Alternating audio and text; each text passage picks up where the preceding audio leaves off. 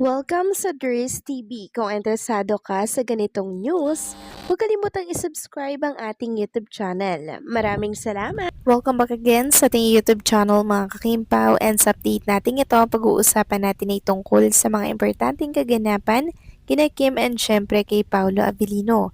So ang pag-uusapan na tatalakayin natin ngayon ay ang magiging aksyon ni Kim and Paolo Abilino sa viral na usapin ngayon na nangyari po kay Paolo, mga kakimpaw, na kung saan nawalan po siya ng napakalaking halaga. So pag-usapan na tatalakayin natin yung aksyon na kung saan si Kim Cho ay hindi aalis yan sa tabi ni Paolo. Pero bago natin pag-usapan yan, maraming salamat po na sa inyong patuloy na pagsuporta at pagsubaybay sa mga daily update natin. Kaya naman bilang pasasalamat, narito po ang isang napili kong komento patungkol ito sa naging previous update. Mula ito kay Ginang Norma Col. Sabi niya, "There's wala akong ibang maitutulong kay Paolo kundi mga prayers para maibsan lang ang kanyang mga problema. Naawa ako sa KP, daming bashers. Nagsusulputan ngayon. Itong business partner ni Paolo, masyado ang sakit ng kalooban. Hinay-hinay lang, Pao. God is always with you. Just pray kami mga supporters ay nakikiisa din sa nangyari. Sana malutas ang problema sa madaling panahon. Mahal ka namin, KP forever. Thank you, Ders. God bless us always. Praise the Lord." So, maraming salamat po sa inyong komento, Ginang Norma Col. So, malaking bagay na po ang prayers natin for Paolo Avellino na sana po ay malutas na ang kanyang dinadalang problema at sana po kung ano mang halaga yun, ibalik po yun kay Paolo Avellino or sa kanyang kumpanya kasi sobrang hirap pong kumita ng pera ngayon, lalo na kung 100 million po ang usapan. Nakakalungkot lang mga kimpaw kasi same na experience nila ni Chinita Princess na manakawan po ng ganyang halaga, ng ganyang kalaki mga kakimpaw.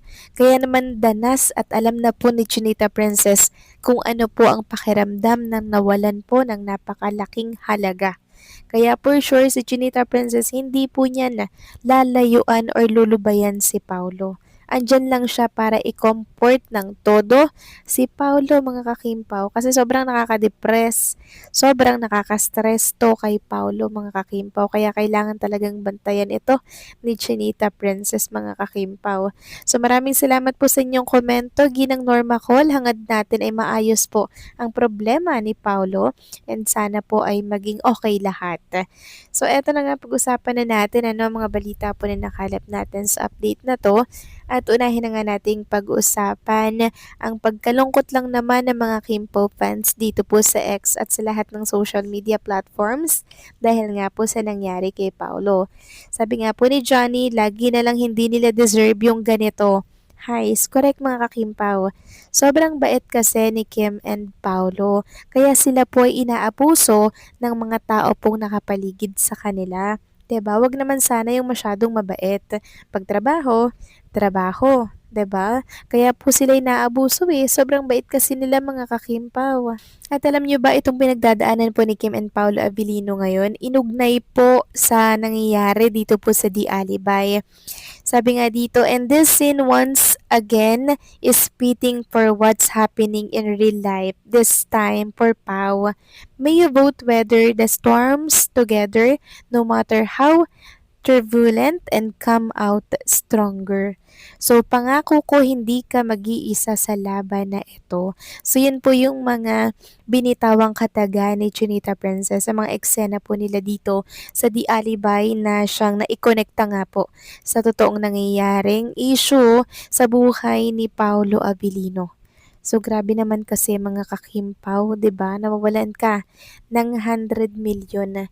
Hindi po yun biro, hindi po yun basta mga kakimpaw. Kaya nga ang payo ng mga Kimpaw fans, pakalayo-layo na lang daw muna si Paulo at isama si Chinita Princess para po ma-relax yung isipan at pansamantalang makalimutan yung problemang kinakaharap ngayon ni Paulo. So for sure naman mga kakimpaw, hindi po iiwanan ni Chinita Princess si Paolo Abilino lalo na po sa labang eto na kung saan kailangan ni Paolo ng makakausap, ng presensya ni Chinita Princess. Never talaga yung iwanan ni Kim lalo na sa panahon ngayon. Knowing Kim Cho mga kakimpaw, grabe po yung magmahal, grabe po yung mag-comfort. Talagang magtutulungan sila dito, ang daming mga comfort words na sasabihin ni Chinita Princess per Paulo. Alam natin na wala pong salita ang makakapagpa-relax at makakapagpa-comfort kay Paulo. Pero syempre, yung prayers, marami pong magagawa niyan mga kakimpaw para po maitulungan natin si Paulo Abilino sa kanyang pinagdadaanan ngayon. Kasi grabe, magkano nga ulit mga kakimpaw? Ayon kasi sa mga nababasa ko, 9 digit yung nawala. So 100 million, hindi pa naman confirm kung 100 million ba, 300 million ba, basta 100 million ang usapan dito. Hindi lang 1 million, 2 million mga kakimpaw, 100 million na kung saan sobrang sakit isipin ito. Grabe, sana malagpasan po ni Paulo itong pagsubok na to mga kakimpaw. Kasi hindi po basta hindi po basta itong problemang kinakaharap niya po. At sana kung sino man po yung taong involved dito at talagang may sala, talaga namang managot mga kakimpaw. Kasi yung milyon-milyon na yan po yung inilalaan sana ni Paulo sa magiging future nila mga kakimpaw. Pero ninakaw. Grabe no, ang lupit po ng pagkakataon, ang lupit po ng mga pangyayari. Kasi parehas silang nanakawan ni Chinita Princess Parehas silang nanakawan, sila yung parehas pinagtagpo. Ibig sabihin mga kakimpaw, talaga namang talagang sinusubok po yung katatagan po nila mga kakimpaw. Yung katatagan kung paano po nila malalagpasan ito. Pero syempre, ipag-pray natin na malagpasan nila ang mga pagsubok na ito. Kasi grabe po talaga, hindi ko lubos maisip. Hindi ko alam ang gagawin ko kung sa akin nangyari yan mga kakimpaw. Baka hindi ko rin kayanin. Pero syempre, since si Paolo ay may Chinita Princess, meron at meron pong magko-comfort sa kanila, no? At ngayon po yung time na kailangan ni Paolo ng kausap, ng sandalan, mga kakimpaw, ng maiiyakan, ng mailalabasan po ng galit, inis.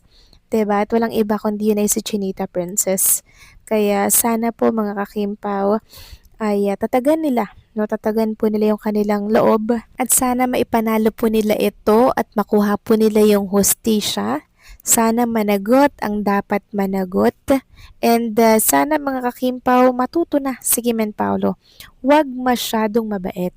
Huwag masyadong magtiwala sa mga taong nakapalibot sa inyo, lalo na kung pera po ang usapan. Kasi walang kaibigan, walang kapakapatid mga kakimpaw. Pag pera na po ang andyan, sinisira po niyan ang tiwala. Kaya sana lang mga kakimpaw sa mga susunod, maging maingat na mga kakimpaw at maghigpit si Kim and si Paolo. So kayo ba mga kakimpaw, anong masasabi ninyo dito? Please comment down below.